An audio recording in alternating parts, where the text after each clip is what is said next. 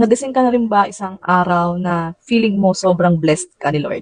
So hello mga palangga, good day. So ayun nga, gumising ako this morning na feeling ko sobrang blessed ako ni Lord. Hindi dahil merong blessing na binigay sa akin, kundi dahil I woke up this morning. Darating pala talaga yung time na parang yung everyday na pagising mo sa umaga is such a blessing. Yung tipong wala kang hihilingin na iba and ipagpapasalamat na iba, kundi yung magising ka lang every morning and you will serve your purpose and magawa mo lahat ng plans mo, not only for yourself, but also for your family.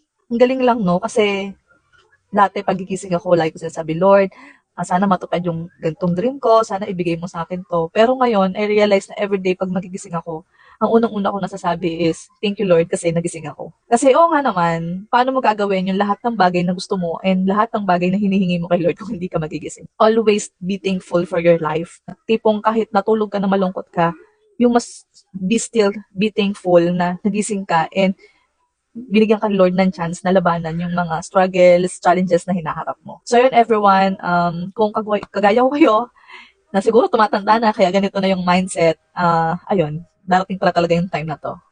Nakaka-amaze lang. Bye-bye!